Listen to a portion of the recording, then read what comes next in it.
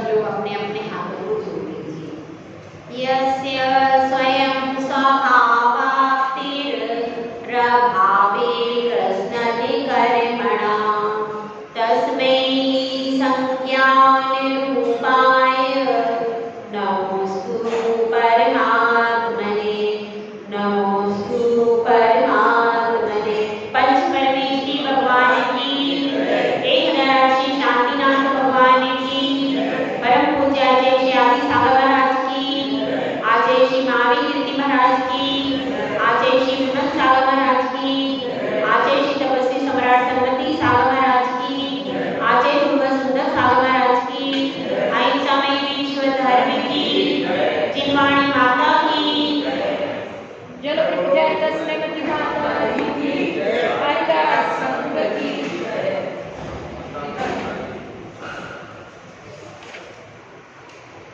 वस्तुएं कितनी भी हमको मिल जाएं, लेकिन वस्तुओं के मिलने के बाद भी कोई व्यक्ति सुखी होता है और कोई व्यक्ति दुखी होता है। जैसे सर्दियों में धूप मिलती है तो कैसा लगता है? अच्छा लगता है। लेकिन वही धूप यदि मई जून में मिले तो कैसी लगती है भाई? अच्छी नहीं लगती। इसी प्रकार से यह समझना चाहिए कि वस्तुओं में सुख और दुख नहीं। जैसी हमारी दृष्टि होती है, जैसी हमारी सोच होती है, उसके अनुसार ही हर वस्तु में हमको सुख और दुख नजर आता है। तो देखिए, कहाँ तो वह प्रश्न कुमार था कि वह प्रश्न कुमार एकदम मोह में लग रहा था, संसार में जा रहा था, और अब उसका मन धीरे धीरे गुरु चरणों में आ गया। अब उसके मन का पंछी इधर उधर जाना नहीं चाहता।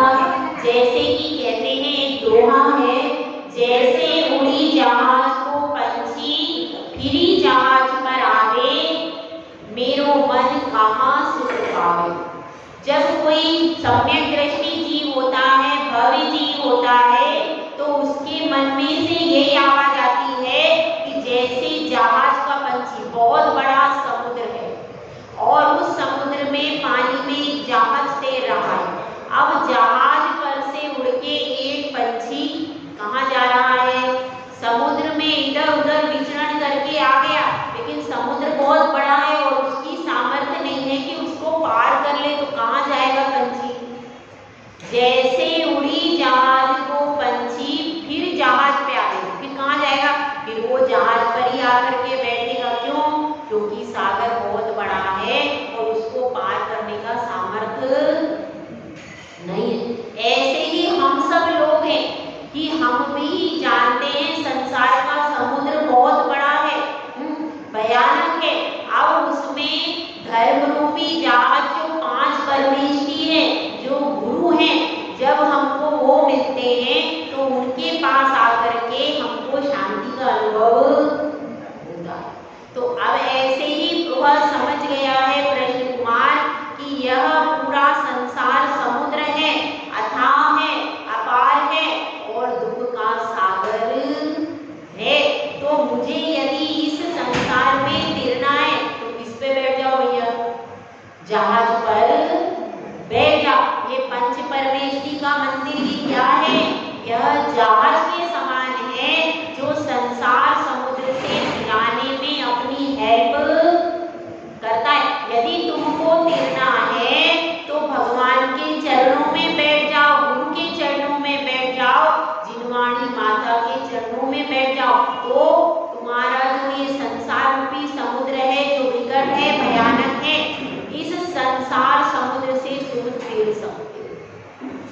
तो उसको गुरु के ऊपर अपार श्रद्धा उत्पन्न हो गई, सम्यक दर्शन उत्पन्न हो गया है और वह गुरु चरणों में शांति से बैठा है। सब विकल्प छोड़ दिए हैं, रोज ध्यान कर रहा है, एकोहम निर्मलोहम आदि सूत्रों का प्रतिदिन ध्यान कर रहा है और उसके ध्यान चिंतन से मन एकदम शांत हो गया। जब तक अपन चिंतन नहीं करते, भावनाओं का चिंतन नहीं करते, धर्म के बारे में चिंतन नहीं करते,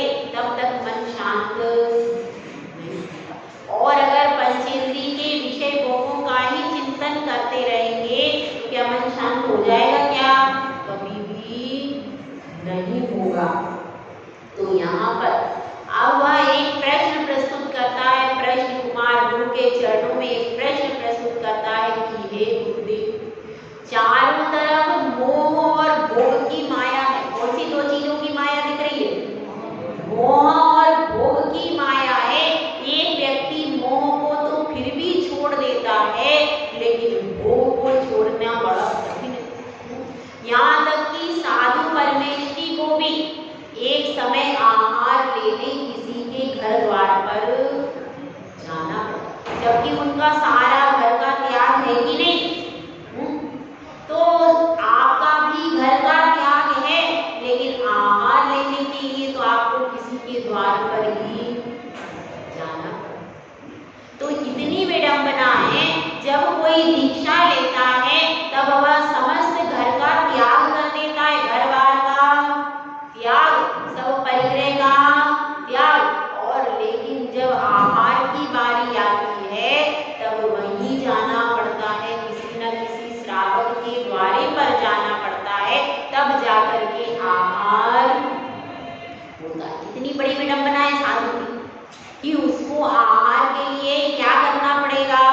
श्रावक के द्वार पर जाना पड़ेगा। और फिर भी श्रावक यदि भक्ति पूर्वक प्रदान करे तो ही वह अंदर जा सकता है। और श्रावक बोले कि महाराज भोजनशाला में प्रवेश करो, आहारशाला में प्रवेश करो, इसमें से कुछ भी बोल देवे तो चलता। तो यह जब श्रावक इस तरह से बोल देगा तभी वह प्रवेश कर सकता है। यदि वह बोले नहीं तो कर सकता है प्रवेश, चौके में प्रवेश करो, ऐसा उसने नहीं बोला, पड़गान कर लिया उसने।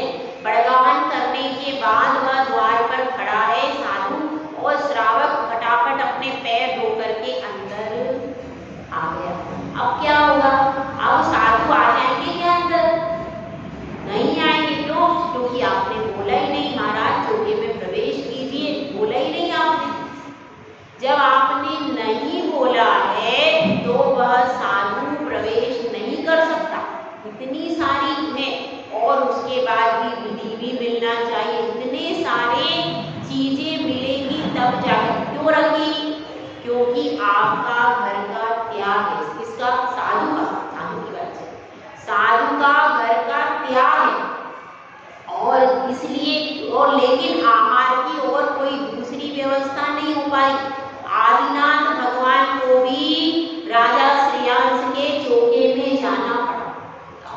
तो फिर अपन तो क्या है? अपन तो बिल्कुल किसी खेत की मूली नहीं है, बिल्कुल मामूली है अपन तो कुछ है ही नहीं। तो इतने बड़े भगवान जिनको आहार की जरूरत भी नहीं थी, और वो छोटे से इक्षुरस से क्या होता भैया? कुछ होता है उससे? केवल इक्षुरस का ही तो आहार किया उन्होंने, तीर्थंकर मुनिराज ने। तो तब भी उनको किसी के घर में तो व्यवस्था जो आदिनाथ भगवान ने निरूपित की है, जो अनादिकाल से चली आ रही, आज भी यही व्यवस्था विदेश क्षेत्र में भी है।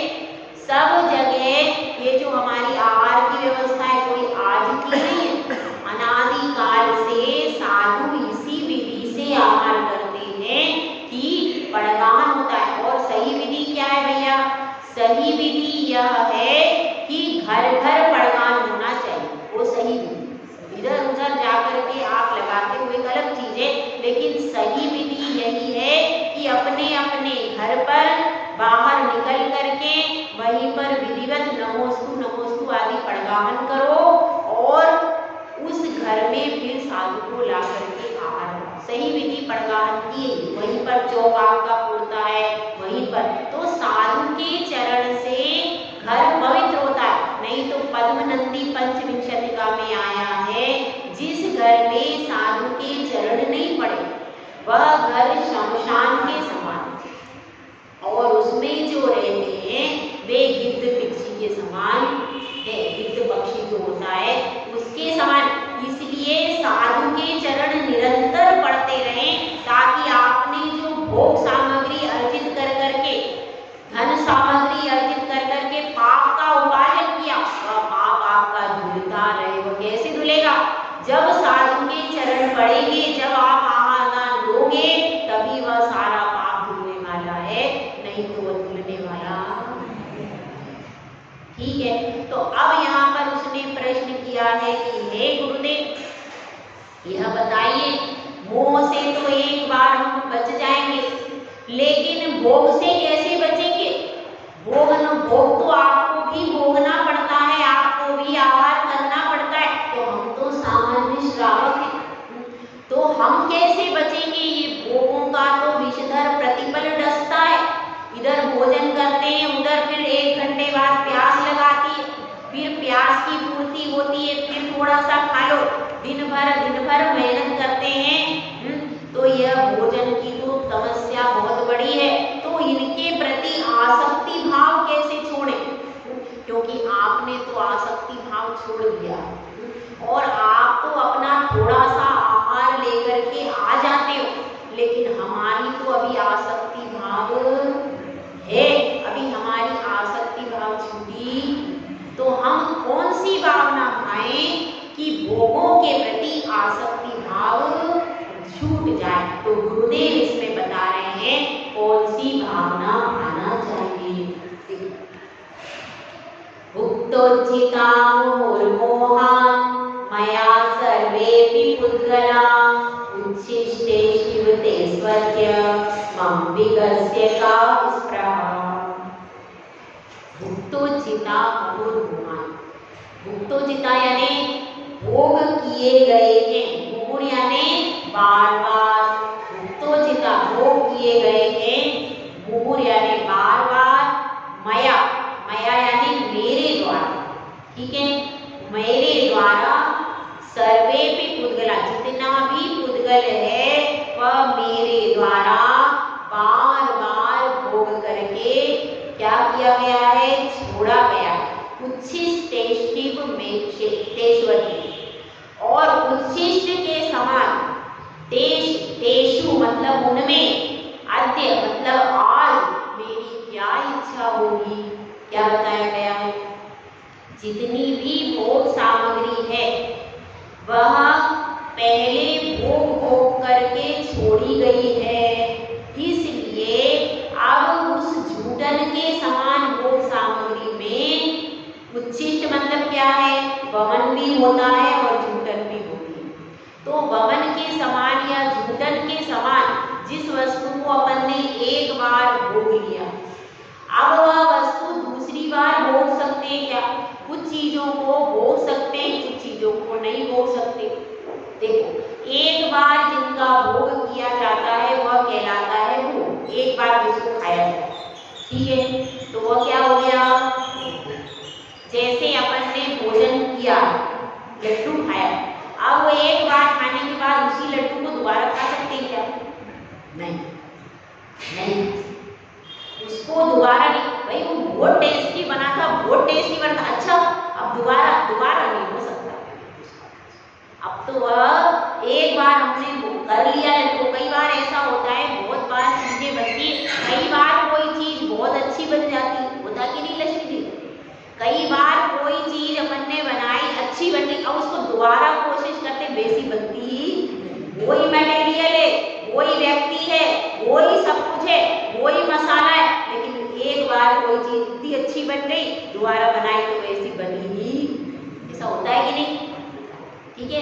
तो अब यहाँ पर बात चल रही है कि वो जो भोज्य पदार्थ है, वे सब भोज्य पदार्थ एक बार जो भोगने में आए, एक बार जिसको खा करके समाप्त हो जाए, उसको क्या कहते हैं?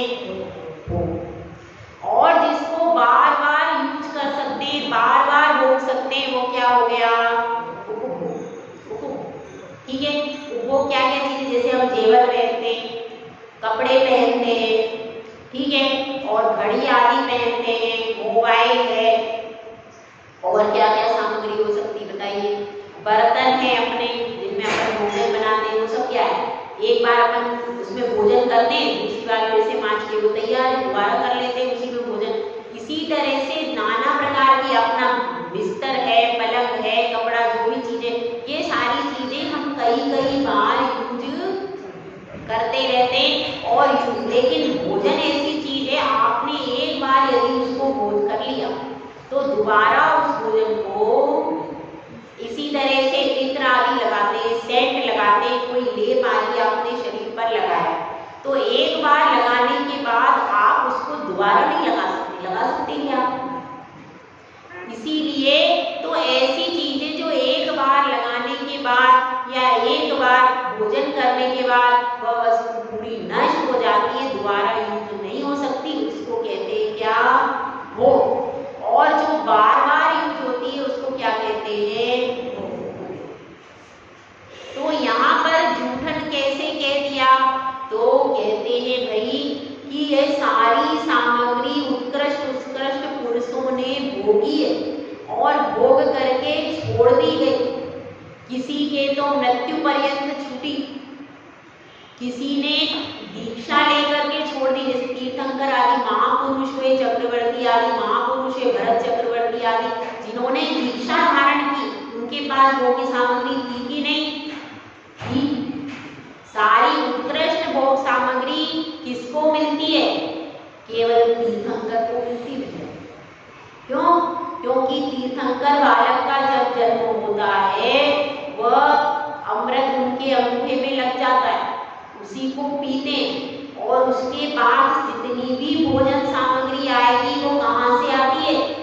ऊपर से स्वर्ग के कल्प वृक्ष होते हैं, उन कल्प वृक्षों से सोदर मित्र वो भोग सामग्री लाकर तीर्थंकर बालक को देता। मतलब अपनी माता का वो कुछ भी नहीं लेते माता से, इतना आराम है माता को, बहुत आराम है, सबसे ज्यादा आराम है यदि किसी माता को है तो किसको है? तीर्थंकर की माता को। कुछ नहीं करना पड़ता, बालक के समय में उसको कष्ट भी नहीं होता। जन्म के समय, साधारण बालकों के समय, गर्भ और जन्म के समय माता को कष्ट होता है, लेकिन तीर्थंकर की माता को बिल्कुल भी कष्ट, और ज्यादा सुख बढ़ जाता है, कांति बढ़ जाती है और ज्यादा उसकी शक्ति भी बढ़ जाती है, सब कुछ बढ़ जाता है बालक का। और उसको कुछ नहीं करना है, सारा काम करने के लिए देवियां अपने आप आ जाती हैं। मतलब काया का भी खर्चा नहीं होता, कुछ का भी, ना आया का खर्चा होता है, ना भोजन देना है, कपड़े भी नहीं आते, कपड़े भी ऊपर से स्वर्ग से ही आते सारे पिटारे वाले। माँ को कुछ नहीं करना, सिर्फ बैठे रहना है और देवियां आकर के सेवा। कितना आराम है कि नहीं? कुछ नहीं करना है, फिर भी तो सबसे ज्यादा सुख किसको? माता के रूप में अगर सबसे ज्यादा सुख किसी को है तो किसको है? तीर्थंकर की माता को। उसको एक हाथ भी नहीं हिलाना और देव आकर के पूजा करते हैं, सम्मान करते हैं ऐसे। तो तीर्थंकर बालक के पास स्वर्गों से सामग्री आती, इसीलिए मनुष्य लोक में रहने के बाद भी, देखो मनुष्य लोक में रहने के बाद भी वह यहाँ की कोई सामग्री भोगते, सारी सामग्री ऊपर से स्वर्गों से उत्कृष्ट है। तो यह चमत्कार है कि नहीं भाई? चमत्कार तो है। और पूरा सोदर मित्र, जब तक दीक्षा नहीं होती, हाथ जोड़ के सोदर मित्र वहीं खड़ा रहता है कि क्या चाहिए, बोलना भी नहीं पड़ता उनको, क्योंकि उनको बोलना बहुत हित मित्र प्रिय वचन होते हैं। क्यों नहीं बोलने की जरूरत रहती? क्योंकि इसलिए नहीं बोलना का जरूरत रहती कि भाई उनको सारी सामग्री अपने आप मिल रही, उनको बोलने की जरूरत क्या है? पढ़ाई उनको करना नहीं है, क्योंकि वो तो अभिज्ञान के धारी पहले से ही पढ़ लिख के आए, पढ़ाई उनको करनी नहीं है, वो सामग्री अपने आप मिल रही है। कहीं माता पिता तो उनसे प्रिय वचन ही बोलते, कोई भी उनसे कोई गलत वचन बोलता ही कोई निमित्त ही नहीं है। उनको देख करके सबको हृदय में क्या बढ़ता है? हृदय में प्रेम बढ़ता है, सब उनको प्रिय मानते हैं, सर्वमान्य मानते हैं। तो तीर्थंकर प्रभु ने भी इतनी सारी भोगों की सामग्री भोगी, लेकिन अंत में तो सब छोड़ दिया कि नहीं? वो तो सब जो उस समय उस काल में जो उपलब्ध थी वह सारी सामग्री छूटी कि नहीं? छूटी। उसके बाद चक्रवर्ती ने तो यहीं के यहीं भोगा। तो चक्रवर्ती ने भी इतना सारा भोगा, लेकिन बाद में उसने भी छोड़ दिया, या फिर जो नरक में गए उनके वहीं पर छूट गया। तो आज तक इतना काल हो गया, किसी से भी भोग छूटे न हो, ऐसा हुआ क्या? हुआ क्या? भोगों को इतना भोगा कि खुद को ही भोग बना डाला। साध्य और साधन का अंतर मैंने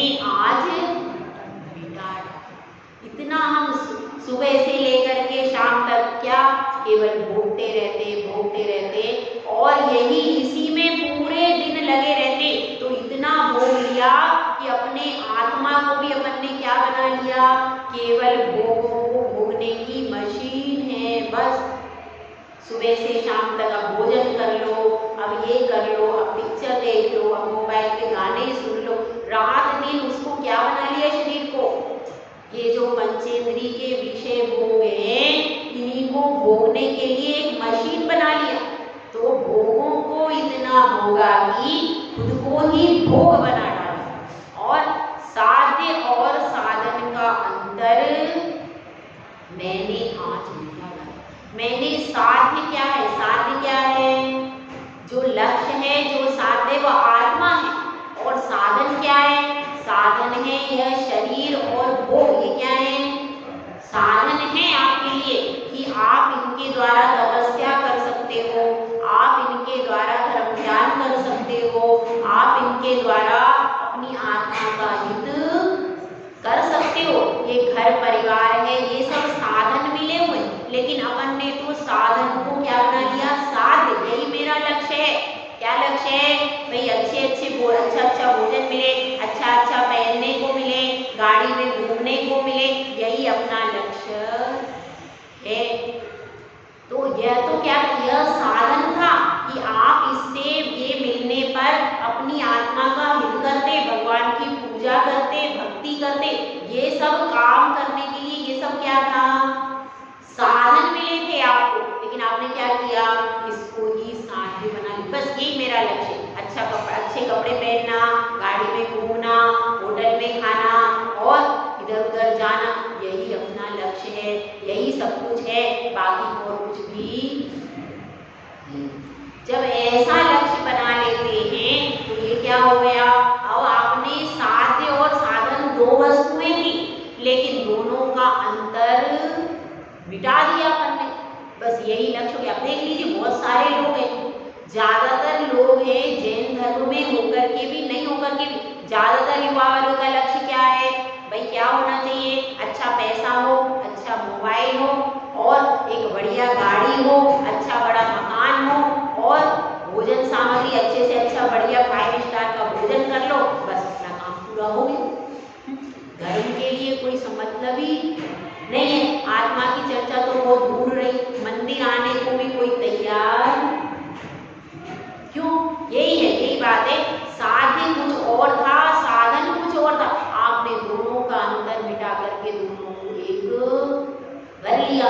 इसीलिए अब इसीलिए दुख का कारण बन रहा है। क्यों, क्योंकि जो लक्ष्य था उसको आप भूल गए।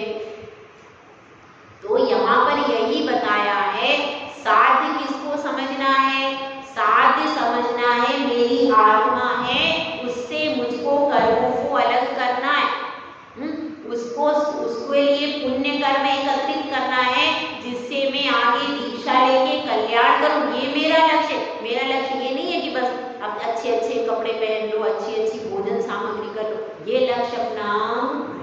तो अपन ने इसी को लक्ष्य बना लिया। इसलिए इस लक्ष्य को हटाना चाहिए, क्योंकि दुनिया में जितने भी, कितनी पॉपुलेशन होगी भारत की, कितनी होगी, और विदेश और सब मिला के विदेश वगैरह की अरब खरबों में होगी। तो अरब खरबों में जितनी भी पॉपुलेशन है वो सब यही कर रही है। भैया क्या होना चाहिए, अच्छा कुछ पैसा होना चाहिए, मकान होना चाहिए, दुकान बिजनेस होना चाहिए और अच्छे वस्त्र होना चाहिए, गाड़ी होना चाहिए, बस अच्छे से घूमो फिरो खाओ पियो, बस हो गया। और क्या करना है, ये सब लोग यही कर रहे हैं। उनमें और हम में स्पेशल यही है कि आपको पंच परमेश्वरी का बहुत अच्छा दरबार मिला है, निर्ग्रंथ गुरु मिले, नमोकार मंत्र मिला है अपने को। तो ये अपने को साधन मिले हैं, इन साधनों से तुम अपनी आत्मा का हित कर लेते हो। जिसके पास चीज ही नहीं है वो क्या करेगा। लेकिन जब हमारे पास साधन मिले और अपन साधन मिलने के बाद भी नहीं हित कर पाए तो क्या, एक व्यक्ति तो अंधा है और एक व्यक्ति के हाथ आंखें भी सही है और हाथ में दीपक भी है। एक व्यक्ति की आंखें भी सही है और हाथ में क्या है, दीपक, फिर भी वो गड्ढे में गिर जाए तो समझदार कौन है, कौन समझदार है? अंधा व्यक्ति तो चलो दया का है ऐसा धर्म की जिससे ये पहचान सके। लेकिन जिस व्यक्ति के हाथ में दीपक, अपने को तो जन्म से दीपक लेके पैदा हुए, अपन जन्म से दीपक लेके पैदा हुए हैं, जन्म से अपने हाथ में ये स्वपर प्रकाशक ज्ञान का दीपक दिया। अब आप फिर भी अगर हम गड्ढे में गिर जाएं और दुर्गति में चले जाएं तो दोष किसका है? दीपक का। सही है, किसका दोष है? दीपक का। आपको आंखें भी मिली हैं, आपको दीपक भी मिला है और दीपक लेके चल भी रहे, क्योंकि जन्म से अपने को दीपक मिल गया कि नहीं? जिन धर्म का जन्म से ही अपने को जिन धर्म का दीपक मिला, उस दीपक को हाथ में लेकर के चल रहे, लेकिन फिर भी क्या हो रहा है? फिर भी गड्ढे के अंदर। तो इसलिए समझना पड़ेगा, समझना पड़ेगा, ये सब साधन है। आंख भी साधन है, दीपक भी साधन है, लेकिन आपको चलना पड़ेगा। तब चलते समय भी तो विवेक लगाना पड़ेगा कि मैं कैसे चलूं कि गड्ढे में मैं, ठीक है?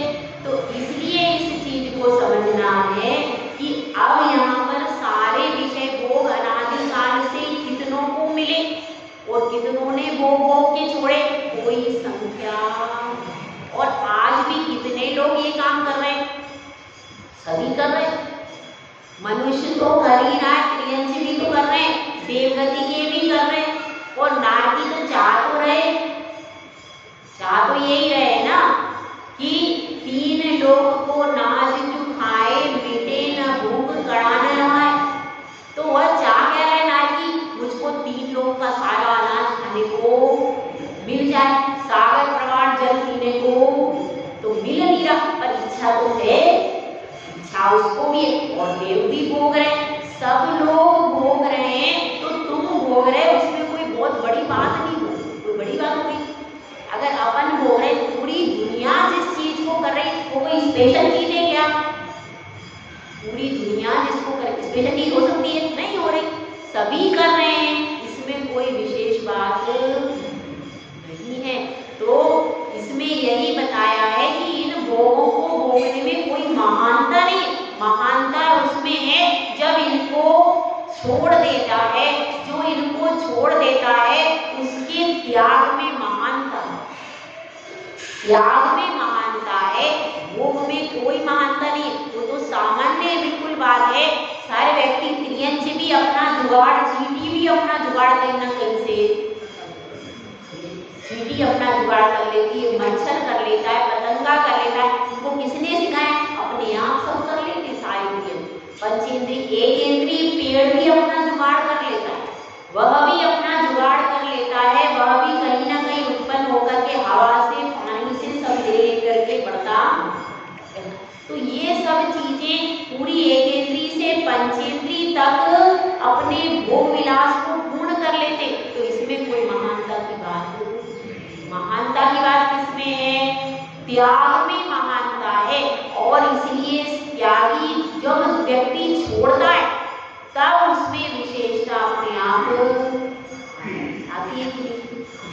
त्याग में विशेषता आती है, छोड़ के और त्याग करके जब निकलते हैं तब विशेषता आती है। अगर अपने आप छूट जाए तो विशेषता आती है कि नहीं?